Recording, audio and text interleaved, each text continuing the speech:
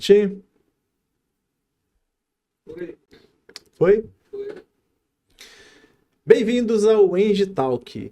Gente, a gente está iniciando a segunda temporada do Eng Talk e hoje a gente vai falar sobre um assunto muito relevante, né? A gente vai falar sobre o programa Minha Casa Minha Vida.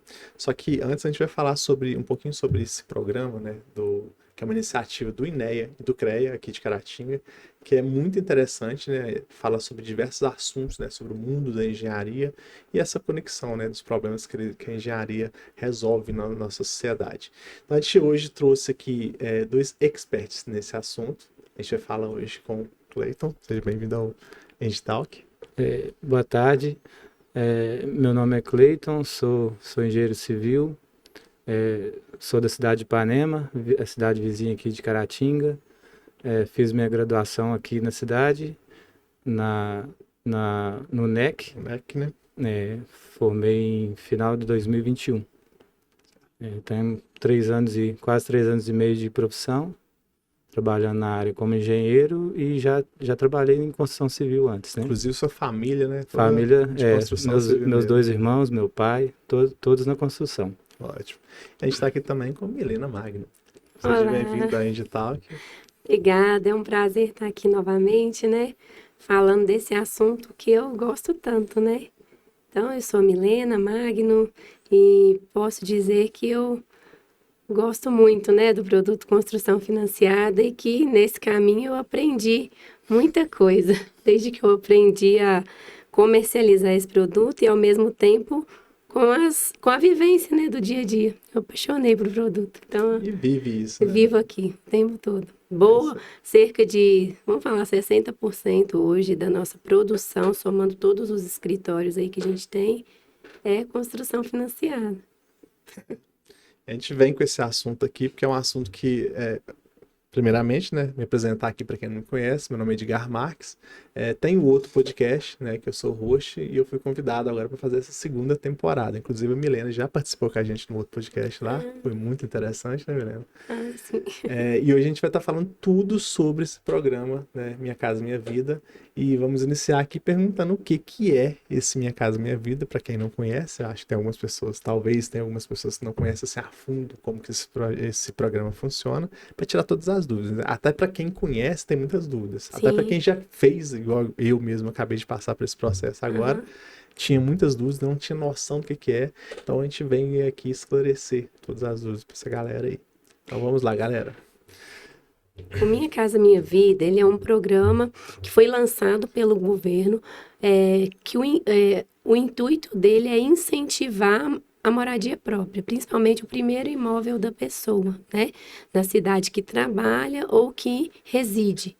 E aí, junto com Minha Casa Minha Vida, né? Que inicialmente começou para baixa renda e com o intuito de, vamos falar, doação de imóvel, né? Pelo programa social muito conhecido, né? Depois o governo foi aprimorando e aí lançou o financiamento habitacional com taxas muito atrativas, né? Diferente das taxas do mercado. Então, hoje o Minha Casa Minha Vida, ele contempla normalmente a primeira moradia da pessoa, né? Renda familiar a partir de um salário podendo abranger até 12 mil hoje, que aí agora criou Minha Casa Minha Vida classe média, que é já para quem tem a renda um pouquinho maior, e junto com ele o estímulo, né, da construção civil.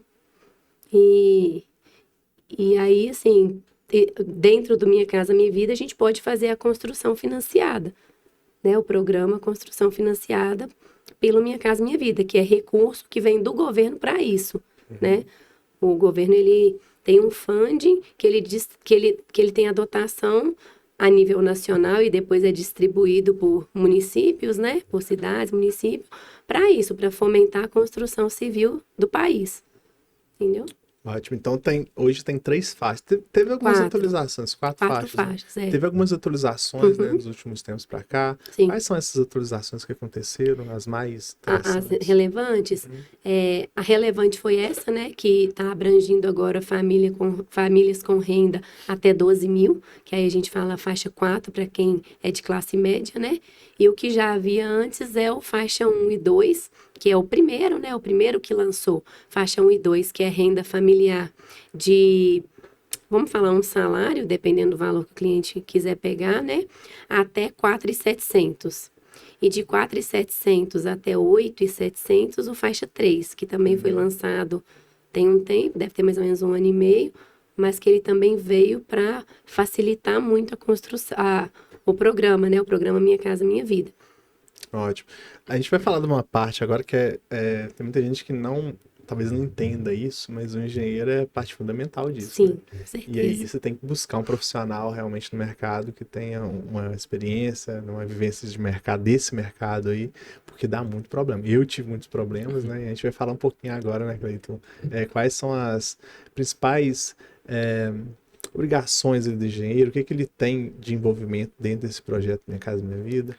Então, um pontapé inicial, eu gosto de trabalhar da seguinte forma: o casal, né, o casal de clientes geralmente que procura, a primeira é uma abordagem, às vezes via WhatsApp, a gente tenta marcar, se for possível, pessoalmente para essa conversa, para entender o que ele, qual produto que ele precisa, o tamanho da casa, qual a renda que ele terá, como comprovar para tirar esse valor. E ver, eu preciso de uma casa maior, uma casa menor, eu preciso de um lote num lugar melhor, ou um lote com um valor mais acessível para eu investir mais no imóvel, né? Essa é a primeira abordagem. A gente faz a coleta de documentos, passa para a Milena, ela faz a análise e a gente parte daí para um projeto arquitetônico, né? Aí vai ter a discussão do que fazer, da forma que quer, respeitando a área ali que o cliente tem a condição de construir. E a partir daí a gente vai tentar o pontapé inicial é isso, o arquitetônico, a gente vai e leva para a prefeitura, aprovar, fazer o pedido de alvará. A partir daí a gente já envia, né? Envia para a Caixa, no caso aqui para a Milena, e ela faz todo esse trabalho dentro da Caixa para a gente assinar, né? Esse é o primeiro passo. E aí é planejar. Primeiro olhar o lote é uma coisa que eu não falei aqui no início, o lote tem que estar escriturado, né? Isso é muito importante, Tem que estar escriturado, não pode ser só o recibo de compra e venda. Se ele não estiver escriturado, ele tem que estar apto a ser escriturado, né? Tem que ter a certidão de inteiro teor dele, com matrícula individual, em cartório de registro de imóveis, né? Esse é o primeiro passo. O primeiro passo, lote. Segundo passo, discutir a ideia de projeto e fazer o arquitetônico, aprovar na prefeitura, alvará, aí a gente via para a Caixa para assinatura, para depois dessa fase começar a obra. Esse processo de enviar até a prefeitura para voltar depois, tudo aprovado, demora um tempo? Na prefeitura, geralmente uma semana, a partir do momento que eu já decidi com o cliente, já elaboramos o projeto, já aprovamos o projeto, uma semana. Aí... Mas é média, por exemplo, isso é lá em Ipanema, porque aqui demora mais, né? Tá, lá em Ipanema Aqui é mais ou menos uns 3, 4 meses. 3, 4 meses. 3, 4 meses? Aqui, eu tô falando em relação à minha cidade, então é isso. Lá por ser um lugar menor... pedir ajuda pra gente tentar fazer isso. Sim. É um lugar menor, então a gente conhece todo mundo. Que até assustei. Assim, pra mim lá, geralmente é essa média. Ele já tem também os contatos, né, engenharia? Sim. Só um detalhe que eu queria aqui, eu falei sobre as faixas, né, gente?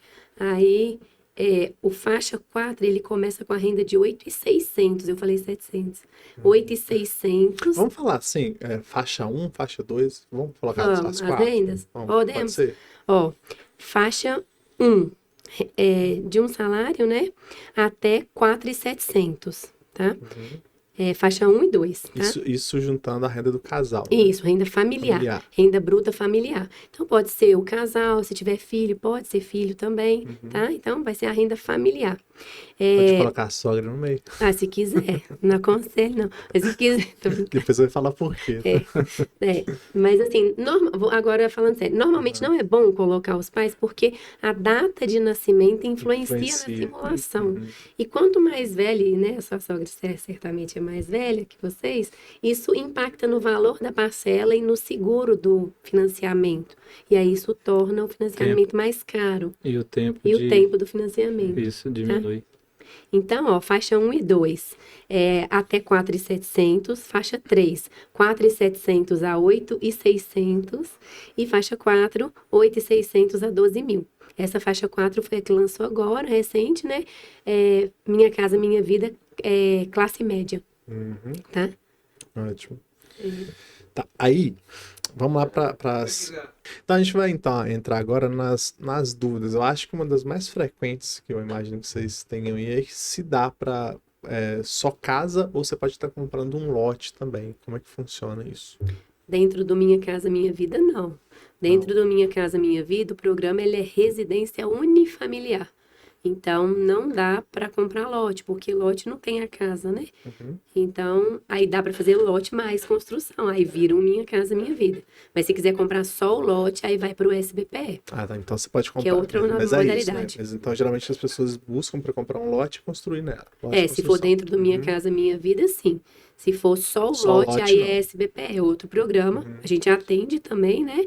Mas aí é outro programa. Mas o que é que tem mais procura hoje? As pessoas querem comprar uma casa ou querem comprar um lote para construir? No meu escritório é bem pau a pau. Mas no geral, mais imóvel pronto. A nível nacional, mais imóvel pronto. Acho que isso depende da região também. Né? Aqui em Caratinga, mais imóvel pronto também. É porque aqui, por exemplo, quando eu fui olhar, não tinha casa para comprar, não achava. Muito difícil. Comum. E apartamento pra gente não rola. Então, seria ter que comprar um lote mesmo para construir. Vocês estudaram bastante antes de fazer a aquisição. Isso é muito importante. Isso é muito importante, porque vocês tiveram consciência que esse era o melhor caminho. Mas, às vezes, a pessoa não sabe que pode construir. Esses dias eu visitei uma arquiteta contando, né, os detalhes do programa e tal. Ela não sabia. Ela imaginava que era muito mais difícil do que eu expliquei para ela. Ela falou assim, não acredito que é desse. Eu achei que tinha que arrumar 2 fiador para fazer isso. Não, porque o que fica de garantia é o imóvel, né? Então, muita gente não sabe que pode construir. Todo mundo acha que o financiamento é para imóvel muito barato, né? E para imóvel pronto. A maioria não sabe que abrange construção, não. Porque tem uma questão de lógica, né? Porque como você está fazendo, por exemplo, você tem que comprar um lote escriturado. Então, aquilo ali já é uma garantia para a Caixa. Isso. E aí, quando você vai estar pagando essa parcela, você não paga, começa pagando o valor integral, né? Você recebe a primeira parcela, compra o lote, aí você paga por aquilo. Isso. É isso mesmo, né? Isso mesmo. Você vai pagando proporcional ao recurso liberado. Então, pagou o lote, a sua parcela é referente ao pagamento do lote. A gente chama de juros de obra. Aí, só depois que a obra conclui, que você, né, apresenta a baixa da obra lá para a Caixa, e o engenheiro da Caixa fala, não, tudo ok agora, aí que você entra em fase de amortização, que é a fase que começa, de fato, a diminuir seu saldo devedor. Porque antes disso, só está correndo juros. Então, quanto mais tempo a obra durar, mais juros mais juros você está pagando. Então, é bom, por isso que é bom, né, dar uma acelerada na obra quando possível, né? Aí os problemas vão surgindo, né? Lá em Ipanema, como é que funciona? A maioria é casa ou lote para construção? Lá na grande maioria que eu conheço é mais para lote de construção. Eu tô no 29º contrato lá, em 2 anos. Casas são, que, pelo menos do meu conhecimento, são poucas lá que são aptas, né? A casa tem que estar tudo dentro das normas, tem que estar respeitando divisa, né? Se você tem uma janela, tem que estar 1,5 da divisa do vizinho. Se for uma clarabóia, 75 centímetros, tudo. Aí, não sei se por ser uma cidade pequena, né? No passado, às vezes não tinha um acompanhamento certinho de projeto. Então, aí, parece que tem pouca pelo que eu entendo lá, tem poucas casas, casas que são aptas ao financiamento. E tem algumas, claro, né? Uhum.